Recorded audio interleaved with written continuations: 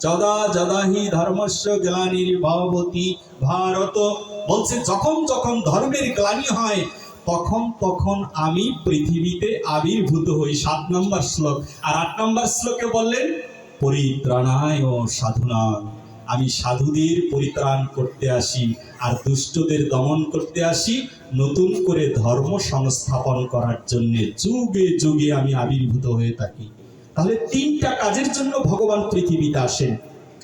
সাধুদের রক্ষা করেন, দুষ্টদের বধ করেন, আর নতুন করে ধর্ম সংস্থাপন করেন। আমার কথা নয়, শ্রীমদ্ ভগবত গীতার কথা। তাহলে এটা হচ্ছে অবতার তত্ত্ব। অবতারই কেমন? অবতারই হচ্ছে ছেলে মেয়ে বিয়ে দিলে নায়র আনতে যায় না বাবার বাড়ি থেকে। নায়র আনতে গেলে সম্মান বাড়ে দুইজনেরই, মেয়ের বাড়ি থেকেও বাড়ে আর বাবার বাড়ি থেকেও সম্মান বাড়ে। বলছে নায়র নিতে এসেছে। তো নায়র নিতে গেলে যেই রূপ ভাব হয়, অবতারীর ভাবটা হচ্ছে এমন। চৈতন্য মহাপ্রভু স্তুতিতে বলা হয়েছে যে এবার আর আমি অবতার হইনি, তাহলে কি হয়েছে? এবার আমি অবতারী হয়ে এসেছি। কেন? অবতারী হয়ে যেমন নায়র নিতে আসে, তেমনি এই জীবগণের দ্বারে দ্বারে ঘুরে ঘুরে মহা হরিনামের পসরা সাজিয়ে হরিনাম বিলিয়ে দিয়ে এই জীবকে নায়র নিয়ে ভবনদী পার করে দিয়ে আমি আমার দিব্য ধাম প্রাপ্তি করে দিব। এই জন্য অবতারী হয়ে চৈতন্য মহাপ্রভু আমাদের কাছে এসেছে। এই হরিনাম বড় কষ্টে গাথা। এই হরিনাম, এই হরিনাম বড় কষ্ট করে আমরা লাভ করেছি। যদিও বলে যে এমনিতে হরিনাম পেয়েছি, হরিনাম ফিরিতে পেয়েছি ঠিকই, দিতে বড় কষ্ট হয়েছিল ভাই। হরিনামটা বড় যত্ন দিয়ে 16 নাম 32 অক্ষরটা গেঁথে দেওয়া হয়েছে। হরিনাম এমনিতে পেয়েছি, কিন্তু দিতে বড় কষ্ট হয়েছিল। নিত্যানন্দ প্রভু হরিনাম বিলাতে গিয়ে পতিতালয়ে প্রবেশ করলেন। পতিতালয়ের মধ্যে 2 নষ্টা পতিতা নোংরা জগাই মাধাইয়ের সম্মুখে বারবার আঘাত করছে নিতাইকে। নিত্যানন্দ আর হরিদাস দুইজনকে তাড়িয়ে দেওয়া হচ্ছে, বারবার বারবার দৌড়াচ্ছে, বলছে কি চাও গোসাই, তোমরা কি চাও আমাদের কাছে? আর ওই পাপীদের কাছে, অপরাধীদের কাছে, পতিতালয়ের ব্যক্তিদের কাছে গিয়ে নিত্যানন্দ প্রভু জোরহাত করে বলছে, ভাই বধূনি একবার হরি বলে ডাক না। বলেছে হরি বলা যাবে না।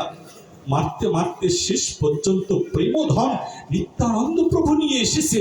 সেই প্রেমধনের দাতাকে আজকে মাটির কলসি দিয়ে মাথাটা ফাটিয়ে দেওয়া হলো, রক্ত দিয়ে বক্ষটা ভেসে গেল। সেই দিন নিতাই যদি ঘরে ফিরে যেত, সনাতনীরা হরিনাম খুঁজে পেতাম না। নিতাই বললেন, মেরেছিস কলসির কানা, তাই বলে কি প্রেম দিব না? ওরে জগাই, ওরে মাথায় মেরেছিস, তাতে কি হয়েছে? 2 বাহু তুলে বদলে একবার হরি বলে না, একবার হরি হেন অবতারই কোনদিন আর আসবে না। ওরে যদি গৌর না আসিত কেমন হইত, কেমনে ধরিতাম দে। যদি গৌর না আসিত কেমন হইত, কেমনে ধরিতাম দে। রাধার মহিমা প্রেম রস সীমা, জগতে আনিত কে, ভবে কে আনিত। ওরে গাও গাও কোন গৌরাঙ্গেরই কোন, সরল করিয়া মন। এমন বান্ধব এ ভব মাঝারে, নাহি হবে একজন, ভবে আর হবে আমার গৌরের মতো আর হবে না। মহাপ্রভুর মতো আর কোনদিন আমরা লাভ করতে পারবো না। আরে মহাপ্রভু তো মহাপ্রভু নয়, মহাপ্রভু স্বয়ং বৃন্দাবনের সেই গোপন তত্ত্ব শ্রীমতী রাধারানী গো। বৃন্দাবনের দ্বারে এখনো রাধারানী ঘুরে বেড়ায়। যারা বৃন্দাবনে গিয়েছেন, যাদের কৃষ্ণ ভক্ত একটা কর্ণ রয়েছে, ওই কানে রাধারানীর নূপুরের ধ্বনি আজও বৃন্দাবনে বেজে বেড়ায়। বৃন্দাবনের দ্বারে দ্বারে ঘুরে ঘুরে বলেছে, রাধারানী কি করো গো ঘুরে ঘুরে?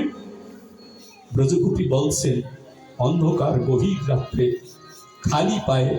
বলেছে, রাজার মেয়ে তুমি খালি পায়ে কেন গো? বলছে, কেন গোপীগণ তোমরা শুনছো না? পা যদি চপ্পল দিয়ে আটকিয়ে রাখি তাহলে এই চরণের ধুলি তো কেউ লাভ করতে পারবে না। তাই রাজার মেয়ে হয়েও কমল চরণ নিয়ে রাস্তায় রাস্তায় ঘুরে বেড়ায়। ব্রজগোপী বলছে, এত রাত্রে কেন এসেছো? তোমার কি খিদে লেগেছে? বলেছে, আমার ক্ষুধা লেগেছে গোপীগণ। বলেছে, খিদা লাগলে কি খাবে বলো, তোমাকে দেই। বলেছে, কি খেতে এসেছি জানো?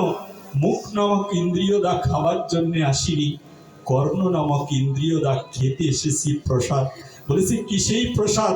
বলেছে, ওরে গোপী, জনমে জনমে যা চাস তোদের তাই দান করে দিব, শুধু বাহু তুলে একবার কৃষ্ণ কৃষ্ণ কৃষ্ণ বলে কেঁদে বেড়া, একবার কৃষ্ণ নাম কর তোরা, ওই নাম শ্রবণের জন্য তোদের দ্বারে দ্বারে ঘুরে বেড়াই। নবদ্বীপের শ্রীনিবাস ঠাকুর অত্যন্ত যত্ন